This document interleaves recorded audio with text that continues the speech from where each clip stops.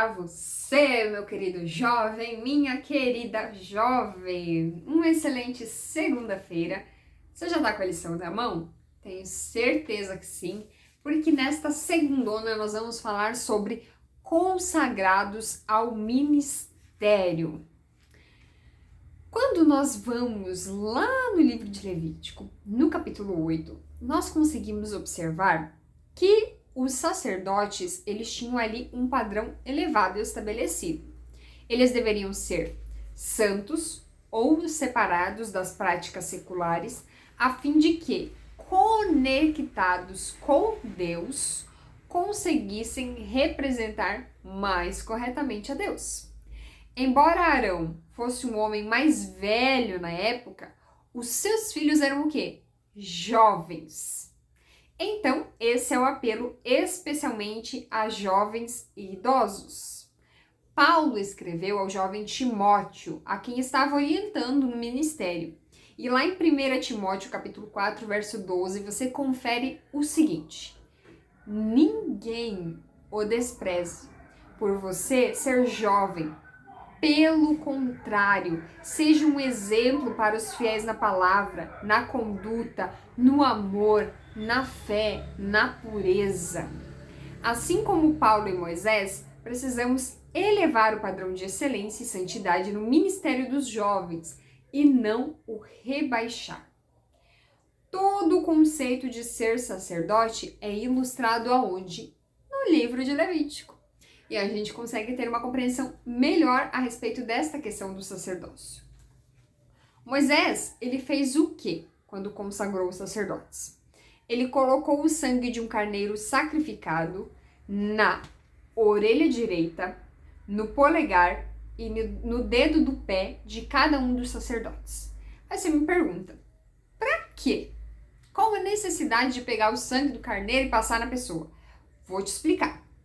Primeiro, significava que Deus desejava que eles ouvissem diariamente as palavras dele, as palavras de Deus. Então, por isso que passava ali na orelha direita. Segundo, que fizessem o que é correto, vivendo obedientemente para Deus. Por isso, passado no polegar. E depois que seguissem suas instruções, se envolvessem na sua obra, permanecendo firmes pelo que é correto, mesmo que isso significasse ir contra a cultura daquele povo. Por isso, o sangue no pé. Tudo isso também era uma outra maneira de apontar para o que Jesus viveu, né? Cada um desses desejos divinos de uma maneira bela e perfeita. Porque Jesus foi perfeito em todos esses itens. Antes de ficar desanimado, perguntar o que você poderia esperar, né? O que você pode fazer para alcançar esse padrão, ser um sacerdote santo, nós vamos ver alguns itens importantes que estão destacados no livro de Levítico, capítulo 8. Primeiro, Arão e seus filhos receberam essas orientações. 1. Outras pessoas deveriam lavar os pés dos sacerdotes. Eles não poderiam lavar a si mesmos. O segundo, outras pessoas deveriam vesti-los. Eles não podiam vestir a si mesmos. Outras pessoas tinham que ungí-los com óleo. Eles não poderiam ungir-se a si mesmos. Eles podiam ungir outras pessoas, mas não podiam se auto-ungir. Outras pessoas tinham que aplicar sobre eles o sangue. Eles mesmos não podiam pegar o sangue e aplicar sobre si. Por quê? O objetivo era ensinar a dependência que eles tinham em Deus para tornar o seu ministério eficaz. Somente Deus poderia lavá-los e renová-los. E somente Deus poderia vestir com a sua justiça a cada um dos sacerdotes. Só Deus poderia enchê-los com o óleo do Espírito Santo. E só Ele pode oferecer o seu sangue para perdão e expiação dos pecados. Então, cada um desses itens não era porque os sacerdotes eram melhores do que alguém. Alguém tem que vestir eles, por quê? Não pode se vestir sozinho? Claro que podia.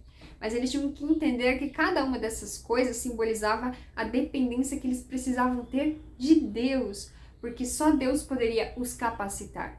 Só Deus poderia os ungir. Só Deus poderia o vestir da couraça da justiça. Só em Deus eles eram completamente dependentes de Deus, da sua graça, da sua bondade. E por isso cada um desses itens é especial, para que eles tivessem a consciência da dependência de Deus.